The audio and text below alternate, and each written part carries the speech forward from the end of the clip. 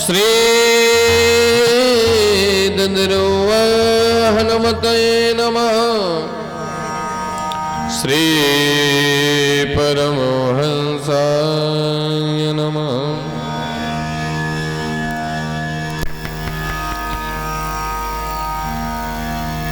देहं सदा परिभवग्नमभीष्टदोहम् तीर्थास्पदों से विरचनुतो शरण्यो विद्यार्थे हो पिणत पाल भवाब्धिभूतो वंदे महापुरुष चरणारविंदम वंशी विमोचित करा नवनीरदावात पीतांबरा तरुण बिंब फलाधरोष्टात् पूर्णेन्दु सुंदर मुख दुर्वेन्द्र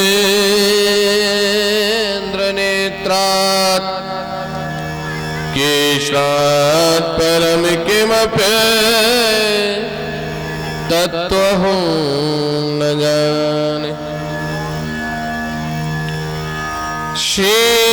शीतनाथ समारंभा श्रीरामानंदार्य मध्यमा अस्मदाचार्य पर्यन्ता वंदे गुरु परंपरा।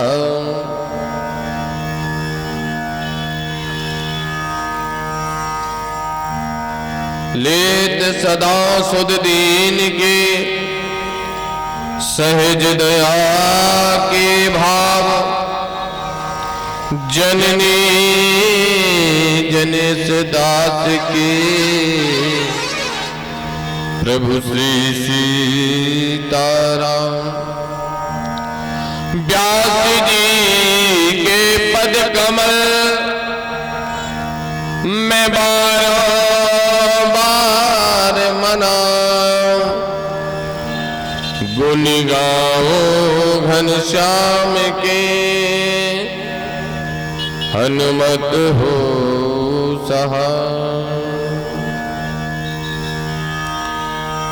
मनवाणी को पवित्र करने के लिए भगवत चर्चा का आनंद करने के लिए दो नाम भगवान संकीर्तन। सिया राम जय राम जय जय राम सिया राम जय जय सिया राम सिया राम जय जय सिया राम सिया राम जय जय सिया राम सिया राम जय जय सिया राम सिया राम जय जय सिया राम सिया राम जय जय सिया राम सिया राम जय जय सिया राम सिया राम जय जय सिया राम सिया राम जय जय सिया राम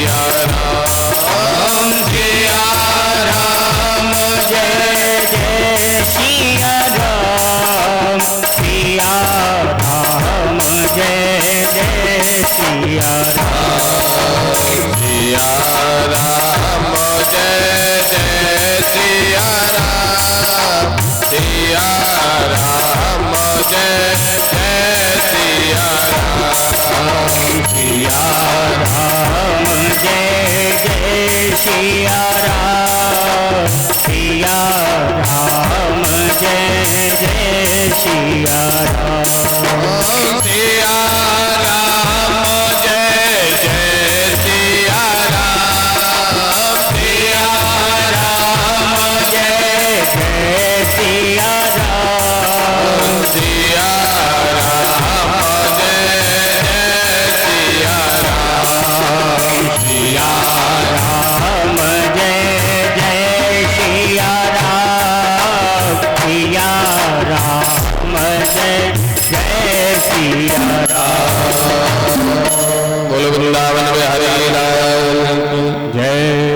मंगलमय प्रार्थर अकलेश्वर अकारण करुणावृणालय भक्त मांचित कल्पतरु त्रिंगित बिंगितधारी बांके बिहारी की भावांगमय मूर्ति श्रीमद् भागवत चरणारविंदम पदारविंदम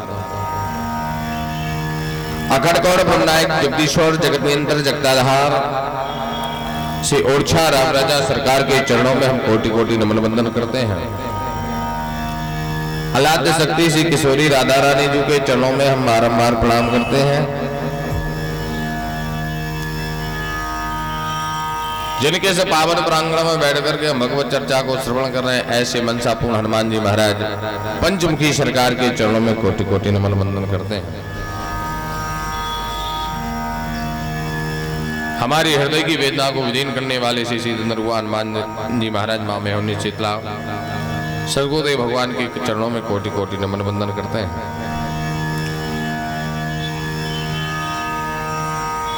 समस्त संत ब्राह्मण साधु संत समाज के चरणों में कोटि कोटि नमन वंदन करते हैं। सुंदर से मंत्रों के द्वारा वेदांत का अवघोष करने वाले ऐसे आचार्य गणों को बहुत बहुत प्रणाम करते हैं। सुंदर से स्वरों से संगीत की माधुरी मधुरता का आनंद देने वाले ऐसे संगीत के आचार्य गणों को बहुत बहुत साधुवाद प्रदान करते हैं। हमारे परम पूजनीय श्री पुजारी जी महाराज के चरणों में कोटि कोटि नमन वंदन। मुख्य यजमान में परीक्षत प्रभात समस्त भगवत प्रेमी श्रोता दूर दराज से पधारे हमारे भगवत प्रेमी बंधुगण, माँ मैया सीता अनुसुईया मदाल जाके चरण चरणों का अनुसरण करने वाली भक्ति शक्ति की स्वरूपा ममतामयी माताएं श्रद्धामयी बहनें, आज श्रीमद् भागवत कथा के प्रथम दिवस के प्रभाव में व्यासपीठ से विवेक शास्त्री की ओर से प्रेमभरा उद्बोधन संबोधन। आइए भगवान की रसमयी कथा का आनंद लेते हैं। आज रामनवमी के इस पावन पर्व, रामनवमी के इस पावन पर्व पर श्रीमद् भागवत सप्ताह ज्ञान यज्ञ का शुभारंभ होने जा रहा है। आज हमारे अलंत बलवंत संत श्री हनुमंतलाल जी महाराज के इष्ट श्री राघवेंद्र सरकार का जन्म उत्सव है। आज ठीक 12 बजे अवध में बड़ी धूम मची और अवध में चारों तरफ से आनंद की बलिहारी। आज सारे तीर्थ अवध में पहुंच चुके हैं।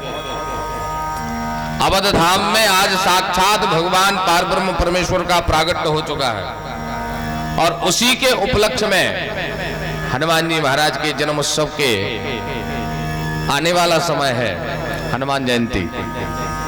हनुमान जयंती पर इस कथा का विराम भंडारा है। तो हनुमान जी और राम जी दोनों के जन्म उत्सव के उपलक्ष्य में श्रीमद् भागवत सप्ताह ज्ञान यज्ञ का शुभारंभ होने जा रहा है।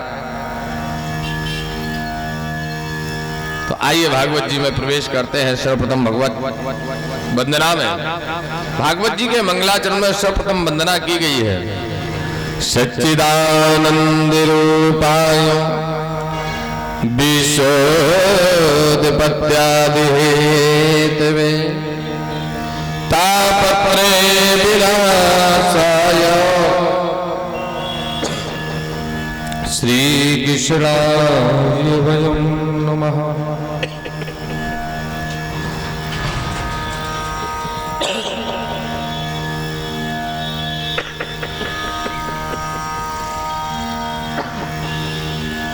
बड़े भाव के साथ में सच्चिदानंद रूपाय विशोधपत्यादि हेतवे तापत्रय विनाशाय श्री कृष्णाय वयं नमः। सर्वप्रथम सत्य की वंदना की गई है। भागवत का स्वरूप कैसा है? सत घन चित घन आनंद घन, उसे कहते हैं सच्चिदानंद। सत चित आनंद की अनुभूति जहां हो जाए उसे भी कहते हैं सच्चिदानंद।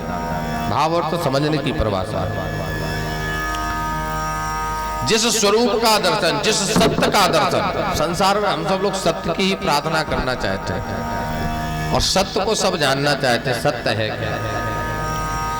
तो सत्य ये प्रकृति स्वरूप परमात्मा ही है जो अजन्मा है, अखंड अभेद है ऐसे श्री सच्चिदानंद स्वरूप भगवान के चरणों में वंदना करते हैं। सच्चिदानंद, सत घन चित घन आनंद बनता है सच्चिदानंद। सच्चिदानंद रूपायो विश्वोत्पत्त्यादि हेतु, जिसने सारी सृष्टि की उत्पत्ति की हो। भाई सृष्टि की उत्पत्ति कब और कैसे हो रही है उसको ही समझना है प्यारे, क्योंकि सृष्टि की उत्पत्ति हम और आप नहीं कर सकते, सृष्टि का उद्गम हम और आप नहीं कर सकते हैं। सृष्टि को रचने वाला तो हमारा पारब्रह्म परमेश्वर है। और ब्रह्म परमेश्वर जगदीश्वर जगत नियंत्रधार जगदाधार करुणा निधान करुणा के सागर हैं, जो सृष्टि की रचना का उद्गम कार्य करते हैं। सृष्टि की रचना का विश्वोत्पत्त्यादि हेतवे तापत्र है विनाशाय। तीन प्रकार के जहां ताप क्षय हो जाए, जिनके दर्शन मात्र से तीनों प्रकार के तापों की क्षति हो जाए। बोले अच्छा, बोले हाँ, कौन से ताप? तो बाबा गोस्वामी तुलसीदास जी बाबा रामचरितमानस में लिख रहे हैं कि दैहिक दैविक बहुतेक तापा राम राज्य का हो नहीं व्यापा। दैहिक दैविक बहुतेक तापा राम राज्य का हो नहीं व्यापा।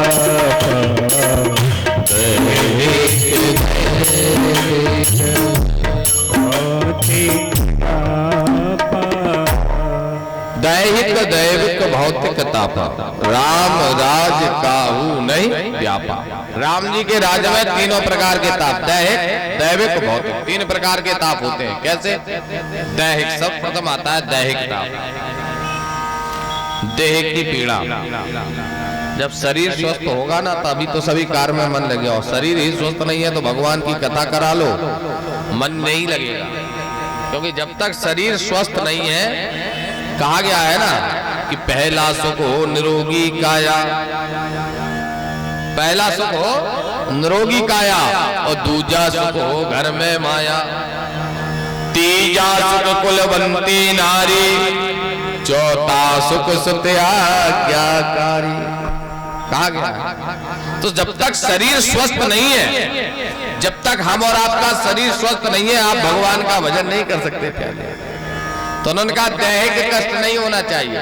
भगवान के भजन पर बैठे, पता पड़े सिर में दर्द हो रहा, पेट में दर्द हो रहा, बुखार चढ़ा हुआ है, आप जबरदस्ती भगवान के भजन पर बैठे हो तो मन लगने वाला नहीं है। बोलो राधे राधे राधे बोलते रहना, कथा में आनंद आएगा, क्योंकि राधे का नाम बड़ा प्यारा है। बोलो राधे। तो राधे रानी की कृपा से देखिए दैहिक और दैविक, दैविक कष्ट किसे कहते हैं आजकल, और ये बुंदेलखंड की वसुंधरा, यहाँ तो दैविक कष्ट के बारे में सभी लोग जानते हो। महाराज पतो ना है काऊ ने कछु कराए रहो है। कोई कह रहे महाराज पितृ देवता रूठ गए, कोई कह रहे कुल देवता रूठ गए। दैहिक या दैविक, ये दो प्रकार के। और भौतिक, अकस्मात कोई घटना हमारे जीवन में घट जाती है, भौतिक घटना, बड़ी अच्छी से कथा चल रही हो, अचानक ओलावृष्टि हो जाए तो भौतिक कष्ट है। आपदा कोई आ जाए, भौतिक पीड़ा। कभी उत्तराखंड में अभी आई थी सन 2012 में, देखा था कितना ही आपदा, पूरे कितने मकान के मकान चले गए, ये भौतिक आपदा है। और राम जी के राज्य में ये तीनों प्रकार के कष्ट किसी व्यक्ति को व्याप्त नहीं हुए, दैहिक दैविक भौतिक तापा। और भागवत जी का प्रथम श्लोक भी यही कह रहा है कि सच्चिदानंद रूपाय विश्वोत्पत्त्यादि हेतवे तापत्रय विनाशाय श्री कृष्णाय वयम नमः। जिन कृष्ण के दर्शन मात्र से तीनों प्रकार के ताप नाश हो जाए, ऐसे श्री कृष्ण के चरणों में हम बारंबार प्रणाम। भगवान की कथा का आनंद लेते हैं। महाभागवत श्री सुखदेव जी का ध्यान करते हुए आइए हम उस पावन पुलंग क्षेत्र में चलते हैं जहां से भागवत का प्रादुर्भाव होता है। नैमिषारण्य में देखिए, भागवत की कथा अगर आप श्रवण करेंगे या सत्यनारायण की कथा भी श्रवण करेंगे, स्कंद पुराण की कथा श्रवण करेंगे, पद्म पुराण की कथा श्रवण करेंगे, शिव पुराण की कथा श्रवण करेंगे, शुभ आरंभ जिस कथा का होगा वो होगा नैमिषारण क्षेत्र से, क्योंकि सारी कथाओं का उद्गम क्षेत्र जो है वो है नैमिषारण। नैमिषारण के पावन कुलंग पर शौनक जी महाराज विराजमान है। शौनक 88,000 ऋषि, शौनक जी उनकी अध्यक्षता कर रहे हैं। शौनकादिक मुनि वहां विराजमान है और शौनक जी उस 88,000 ऋषियों के अध्यक्ष हैं। उसी समय भागवत के परम लाडले श्री वेद व्यास जी के शिष्य हैं श्री सूत जी महाराज का आगमन होता है। शौनक जी महाराज आयु में बड़े हैं, जिनकी हजारों वर्ष तपस्या करने के बाद उम्र व्यतीत हो रही है, लाखों वर्ष जिनकी तपस्या विश्वामित्र, जमदग्नि, भरद्वाज, गौतम, मेघल इत्यादि ऋषि जहां विद्वान हैं, इन सब के मध्य के बीच में जब 16 वर्षीय श्री सूत जी महाराज का आगमन हुआ तो सभी लोग खड़े होकर के उनको प्रणाम करने लगे। अहो भाग, आज हमारे घर में संत का आगमन हो गया। सूत जी महाराज कहने लगे, आप तो आयु में बड़े और मुझ जैसे बालक को देख करके खड़े हो रहे हो। तो शौनक जी महाराज कहने लगे, देखिए महाराज, व्यक्ति हर चीज में बड़ा हो सकता है, कोई धन में, कोई बल में, कोई ज्ञान में, कोई पैसे में, लेकिन ज्ञान वृद्धापि सर्वोपि, जो ज्ञान में बड़ा है वो सर्वोपि है, सर्वत्र बंधती है, सर्वत्र बैठने वाला है। कहा गया है ना, राजा देशे पूजते विद्वान सर्वत्र पूजते। राजा की देश में पूजा होगी, आपका क्षेत्र का राजा आपके क्षेत्र का होगा, वो से आप जान सकते हो, लेकिन विद्वान किसी भी देश में चला जाए, किसी भी प्रांत में चला जाए, विद्वान की पूजा सर्वत्र होगी।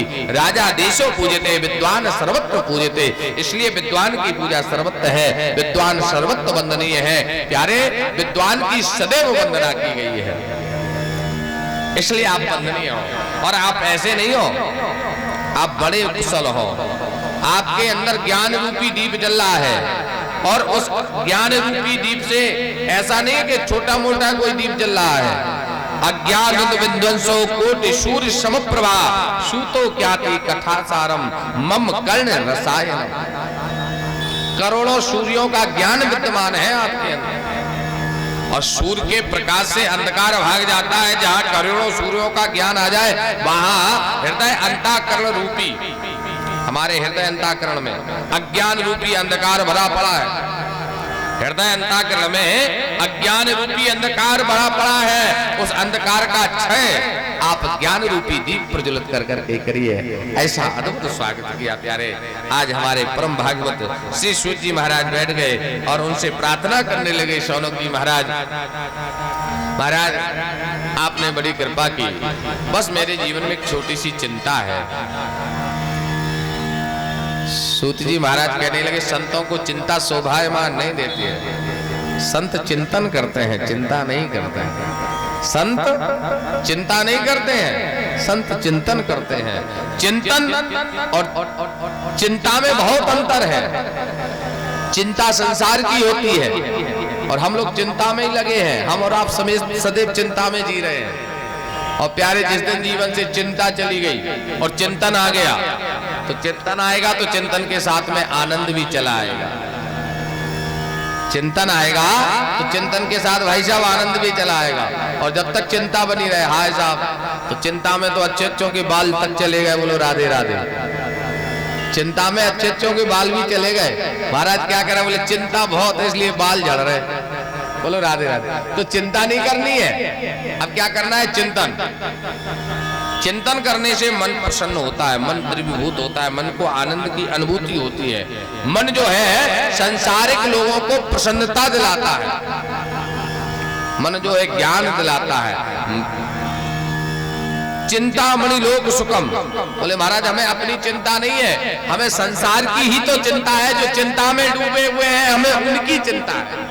संत बोले हमें अपनी चिंता नहीं है। आप कह रहे हो संतों का काम है चिंतन करना, तो मैं चिंतन ही कर रहा हूं। और उस चिंतन से मुझे पता पड़ा है कि चिंता संसार के लोगों की है जो चिंता में डूब गए हैं। हम सब चिंता में डूबे हुए हैं। हम सबको काय की चिंता है? हम सबको काहे की चिंता है? हम सबको चिंता है हाय मकान कैसे बने, हाय दुकान कैसे चले, हाय गाड़ी कैसे आवे, बंगला कैसे बनवे। बंगला में भाई चिंता है ना कि चाहे आने से पैसे बनाती रही, पैसे से रुपया गिनाती रही। चाहे नहीं, जब आना नहीं था तो आना की आशा हुई तो आना आ गया, आने से पैसे की इच्छा हुई। चाहे आने से पैसे बनाती रही और पैसे से रुपया गिनाती रही और रुपया से कोठी सजाती रही और कोठी में मोटर मंगाती रही।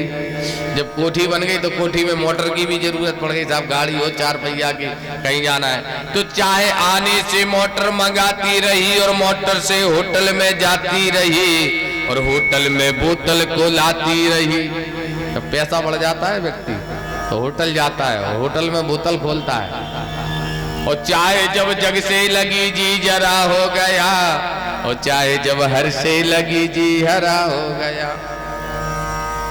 चाहे पीली जिन्होंने वो पीले हुए और चाहे जीली जिन्होंने वो जग से निराले हुए। अर्थात भगवान के नाम रस रूपी जिसने चाय को पकड़ लिया। देखिए पैसा हम और आप कमाते हैं, रुपया, मकान, गाड़ी, दुकान, सब कुछ। अच्छा कोई इसे लेकर के नहीं जाता, ना पंडित जी लेकर के जाएंगे ना कोई लेकर के जाएगा। और पैसा सबको चाहिए, पैसा हमें भी चाहिए, पैसा आपको भी चाहिए। कहते हैं महाराज अर्थयोग है, बिना अर्थ के सब व्यर्थ है। लाइट वाले भैया बोले महाराज अगर अर्थ नहीं होगा फेस टू फेस ये गाड़ी भी नहीं चल पाएगी, माइक भी नहीं चल पाएगा। तो हमने कहा संसार भी बिना अर्थ के नहीं चल सकता। अर्थ की जरूरत है, चिंता है, लेकिन चिंता के साथ अगर चिंतन लग जाए तो वो चिंता कभी व्यर्थ नहीं होती है। आज संतों को चिंता हो गई। चिंता मणिलोक सुखम साद्रुम स्वर्ग संपदाम प्रक्षति गुरु प्रीतो वैकुंठ योग दुर्लभम। अरे महाराज हमें उस बात की चिंता है। किस बात की? अरे हम तो ये कहते हैं तुम्हें चिंता करने की जरूरत नहीं है। हमारे साथ श्री रघुनाथ तो किस बात की चिंता। हमारे साथ श्री रघुनाथ तो किस बात की चिंता। हमारे साथ श्री रघुनाथ तो किस बात की चिंता। हमारे साथ श्री रघुनाथ तो किस बात की चिंता। क्या रे हमारे साथ श्री रघुनाथ तो किस बात की, शरण में जब रख दिया माथ तो किस बात की चिंता। न खाने की, न पीने की, न जीने